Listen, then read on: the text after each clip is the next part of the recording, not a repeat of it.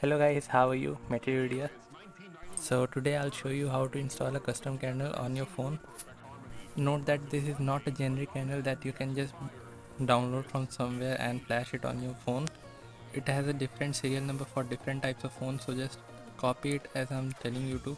First of all, go to your settings, about phone, and then in the model section of the phone you will see your serial number. Copy that serial number and we will use it later when creating a custom kernel. Do not use another serial number or mismatching serial number, or it will just bootloop you or it won't install on your phone.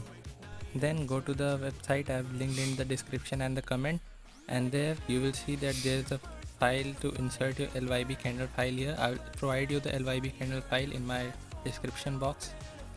Go to your files, it's in my download section, so I'll go there and then select it. Here you will see different options like touch firmware. You can do anything that you want. I'll be showing you what I did. So I used MIUI 13 with modified with pressure sensitivity as it is for the Lyb ROM. Also use this with Lyb ROM as it's best with that. You can choose anything that you want here. I just use it for stock because I don't want to have competitive performance on it. And then I set it to 75 degree because I don't want it to heat.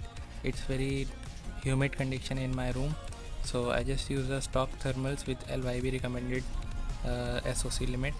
So here you can see that I use Lyb recommended, which is 48 degrees Celsius. Don't use the battery shutdown percentage, and here you will have to enter your serial number.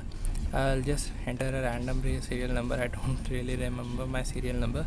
So after you have done everything, be sure to check the serial number because it is very important here. Then click on the download function and you will see that the download file will be downloaded.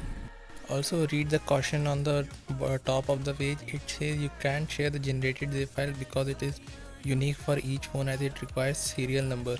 Also don't flash it in orange box and don't use FKM. I'll show you how to flash it in TWRP. It's way simpler. Now I'll show you where it is downloaded. You can see that when I go to my download folder, you will see that the previous file is .lyb and the new file is .zip file. So be sure that you don't flash the .lyb file by mistake. So let's boot our phone into TWRP mode. I've pre-recorded this when I was installing my kernel, so I'll just show you how to do it. I installed it before recording this video, so I'll just let you know how to do it. And no, this won't be different, it will just work the same. You just have to flash the DFE file with me as we flashed in the previous video. Boot into your TWRP and wait for the touch drivers to load. It will take about 5 seconds. Now after the touch drivers are loaded, you can just go to the wipe section, go to advanced wipe. On top you will see the Dalvik cache section. Just tick that and wipe that off. Next go to your home button, then press install and choose your Lyb kernel and then flash it. It will hardly take about 5 seconds to flash it.